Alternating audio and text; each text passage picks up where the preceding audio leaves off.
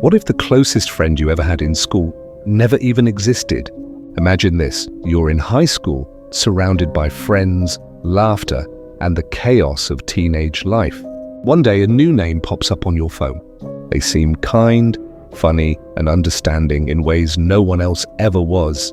Soon, they're your secret keeper, your late-night comfort, your most trusted friend. But here's the chilling truth. Behind those perfect messages was not a friend, not even a student, but something far more disturbing. What looked like a simple online friendship was actually the beginning of a carefully built trap. And as the lies grew bigger, so did the danger. Because when the mask finally slipped, it revealed not just a fake profile, but a crime that shook everyone who thought they were safe. This isn't just a story about catfishing. It's about how one illusion turned an entire school and upside down. It all began with a profile that seemed harmless, even ordinary. A smiling picture, a relatable bio, and just enough details to sound believable. In the endless noise of social media, this profile didn't stand out too much. And maybe that's exactly why no one questioned it.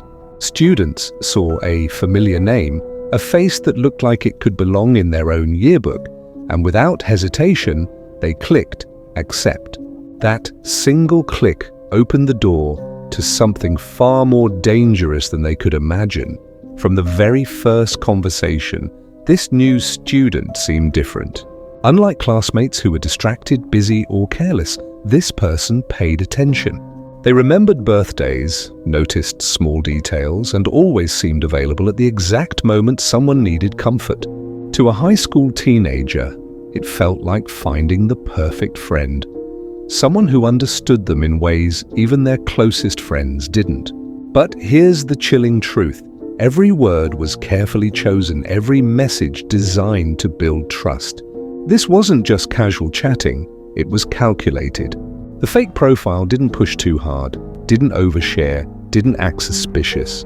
Instead, it created an illusion of safety. Students thought they were confiding in a peer, someone who knew the same struggles, the same teachers, the same school gossip.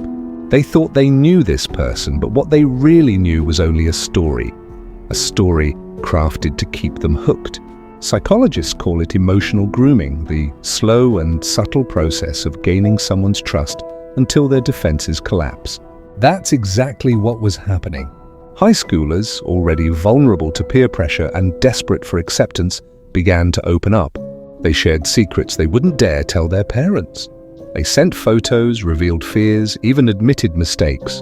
Each confession made the bond stronger, but also gave the catfish more power. And the most unsettling part? No one saw the danger. Teachers thought students were simply on their phones. Parents assumed it was harmless texting. To the outside world, it looked like teenagers just being teenagers. But inside that private chat window, something far more sinister was unfolding. Because while the students believed they had found a true friend, in reality, they had handed over their trust and their privacy to a stranger who wasn't even real. What none of them realized was that this illusion wasn't built overnight. It was a trap, carefully woven strand by strand. And the deeper they went, the harder it became to see that everything they trusted was nothing more than a lie. At first, it seemed like just another online friendship, the kind that fades as quickly as it begins. But this one was different. The more students talked to their mysterious classmate, the more their lives seemed to revolve around those conversations. Every morning began with a message. Every night ended with a late reply. Soon, it wasn't just casual chatting. It was constant, like a lifeline no one wanted to let go of. But with each new conversation, the lies grew deeper. The fake student began to weave dramatic stories. Family problems, personal struggles, heartbreaking tragedies. They played the role of the victim so perfectly that no one dared to question them. And whenever doubt surfaced, it was drowned by another emotional twist. Another reason to stay. Another excuse to forgive the inconsistencies. Photos were shared, sometimes blurry, sometimes oddly cropped, but always enough to convince teenagers desperate to believe. And when asked to meet in person, there was always an explanation. An illness, a sudden emergency, or a promise of next time. Strangely, the excuses didn't push anyone away. Instead, they made people want to believe even more. After all, wouldn't a true friend deserve patience? The manipulation was working. Students began to defend the profile to anyone who raised doubts. If a classmate questioned its existence, others rushed to protect it, claiming the mysterious student was real and just going through a lot.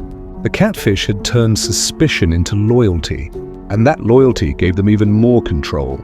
Slowly, the conversations became personal, private, and dangerously intimate. Secrets that had never been spoken aloud were typed into a chat box. Confessions that could ruin reputations were willingly handed over. And all of it, every word, every detail, was being stored in the hands of someone nobody really knew. Yet, despite the small cracks in the illusion, nobody walked away. Instead, they were pulled in deeper, trapped in a cycle of trust, sympathy, and fear of losing a connection that felt too important to abandon. They thought they were protecting a friend in need. And behind every message, the question grew darker. Who was really on the other side of that screen? And what did they want with the lives they were slowly, quietly consuming? At first, the lies seemed harmless. Small excuses, missed meetings, strange photos. But then the stories began to take a darker turn. The mysterious student started sharing secrets that were no longer just emotional, but alarming. Tales of abusive relatives, shadowy threats, even claims of being watched. Every message was designed to spark sympathy, but also to create fear. And the more disturbing the stories became, the harder it was for students to step away. Some began losing sleep, staying up late at night to make sure their friend was safe. Others started hiding their conversations, terrified that adults wouldn't understand. What none of them realized was that the secrecy wasn't protecting their new friend, it was isolating them from reality. The more private the relationship became, the more control the catfish had. But here's where it grew even stranger. The fake student began to manipulate actions in real life. They suggested who to trust, who to avoid, even what to say in certain situations. Subtle at first, then bolder. A few students followed those instructions without hesitation, believing they were helping, but soon lines were crossed. Relationships were strained, friendships broken, rumors spread, all traced back to whispers from a ghost that didn't even exist. And then came the threats. If someone doubted them or tried to pull away, the mysterious profile hinted at dark consequences. You wouldn't want this secret out, would you? Imagine what people would think if they knew what you said wasn't just a game anymore. It was blackmail, cleverly disguised as desperation, yet still so many held on. Because by now it wasn't just friendship, it was addiction. Students were trapped in a cycle of fear and loyalty, convinced that walking away would mean betraying someone who needed them. They thought they were saving a classmate. In truth, they were being pulled deeper, into a carefully built nightmare. The questions grew louder with every message. Why did no one ever see this person in school? How could they know so much about everyone, yet remain invisible? And if they weren't who they claimed to be, then what exactly were they hiding? Because by now it was clear, this was no ordinary catfish. This was a dangerous game, and the stakes were higher than anyone in that high school could have imagined. The breaking point didn't come with a single clue. It came like a puzzle slowly falling apart.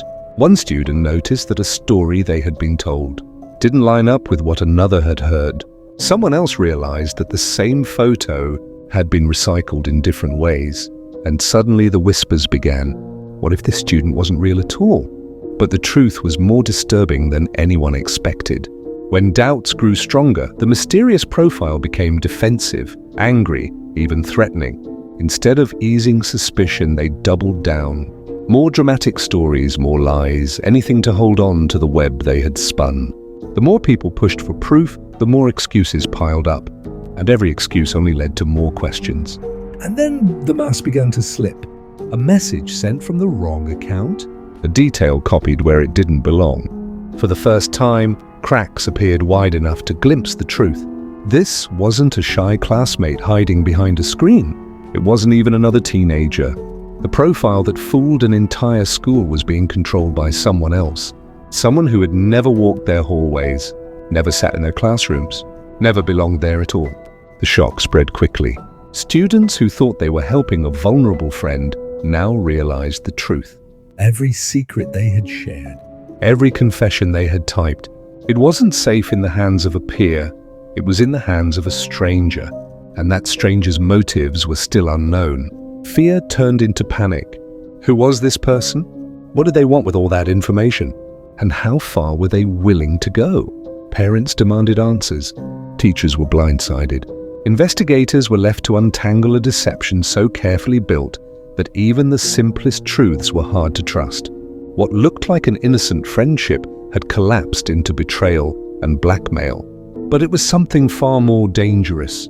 'Cause if this catfish had the power to control an entire school from behind a screen, what else were they capable of doing? Even after the truth was exposed, the scars remained. Students who once believed they had a trusted friend were left shattered. Every word, every secret, every private thought, manipulated by someone who was never real. Parents struggled to understand how their children could fall so deep into a trap, invisible until it was too late, and teachers were forced to ask themselves a haunting question. How could something so elaborate unfold right under their noses, without anyone noticing? But the bigger question still hangs in the air. Why? Why would someone go to such lengths to create an illusion so detailed, so believable, that it captured an entire community? Was it about power? Control? Or something even darker? To this day, the full motives remain tangled in shadows, a chilling reminder of just how vulnerable trust can be in a digital world. Because that's the terrifying truth. Deception doesn't need weapons. It doesn't need force. Sometimes all it takes is a screen, a few words, and the willingness to exploit blind faith. What happened in that high school wasn't just a lesson for those students. It's a warning for all of us. So the next time a message pops up from someone you've never seen face to face, ask yourself, how well do you really know who's behind the screen? And if one illusion could shatter the trust of an entire school, how many more are still out there waiting for their next victim? This was Mystery Note, bringing you real crime stories that remain as haunting as the questions they leave behind. Subscribe now and never miss the mysteries that still have the power to keep us awake at night.